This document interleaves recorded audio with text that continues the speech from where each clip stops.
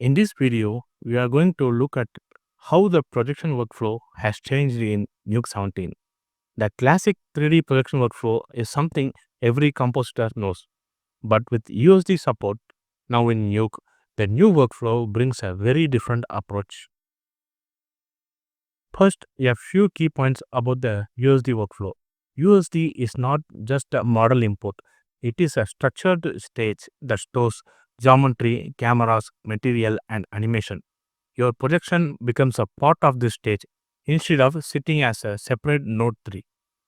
In Nuke, the old 3D nodes are shown in green and new ASD nodes appear in either red or orange. This is an important reminder that the two systems do not mix. You cannot project old classic nodes then apply it to the USD geometry. On the left side of your node graph, you will see the classic 3D nodes. On the right side, you will see the current USD nodes. All the classic nodes are in green color and all the USD related nodes are in red or orange. The projection 3D node in the USD workflow appears to be a projection shader. This means you cannot apply it directly to the geometry. You must use a Geo Bind Material node to attach the projection texture to the geometry. And in the camera tracker node, there is a small change.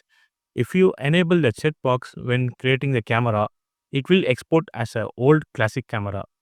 If you disable the checkbox, it will create a new USD style camera. This is a minor difference to remember when choosing which type of camera you need. These are the major differences between the old classic 3D nodes and the new USD nodes. Now, let's look at the old projection workflow. In the classic system, you simply add projection texture, hold the camera, and apply it directly to the geometry. It is fast and straightforward. For this demo, I added a simple color just to show a difference between the two workflows. Everything works the same as we used to do in Nuke. In the new workflow, if you export a geo card through a camera tracker node, it will behave similar to the classic method. You can plug the geo card into the projection shader and use it in the same way. So at first glance, the outside looks familiar and this result will be matching. But if you import any USD geometry, you cannot apply the projection directly. You must use the Geo Bind material to attach the texture to the geometry. This is the key difference in the USD projection. Once you bind the projection to the material, the result will look similar to the classic workflow, but the method is completely different. So, to summarize so far, the classic nodes are in green and USD nodes are in red and orange. The projection 3D becomes shader in USD, which means you must use GeoBind material. The camera tracker can either create an old camera or new USD camera depending on your checkbox. And most importantly, the old and new systems do not connect with each other. The red and green will not mix. And let's move on to the geometry loading. In the old workflow, we use readgeo to load OBJ, FBX or Alembic files. This is fine for smaller objects, simple environments.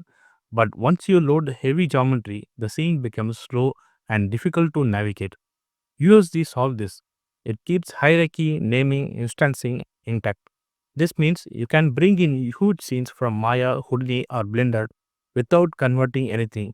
USD loads faster than handles and large datasets easy. Camera updates also works differently. In the classic system, updating a camera usually means re-importing or replacing the nodes. If the layout changes, you often need to realign the projection or rebuild the part of the setup. But USD fixed this problem because the entire stage updates from the upstream department.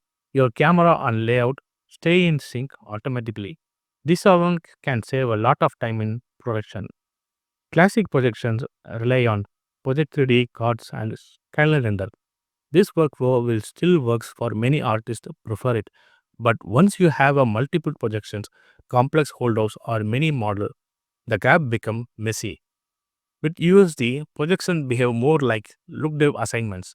You attach material, the texture and projections directly to the USD prints. Everything stay organized in the stage, which makes the setup cleaner, and more predictable. Nuke is not replacing the old production, at least for now, but it's simply giving a new one that fits today's production scale. Understanding both workflows allows you to choose the right method for each shot. If you want deep diver into the USD inside Nuke or full projection tutorial, let me know in the comments. Thank you for watching.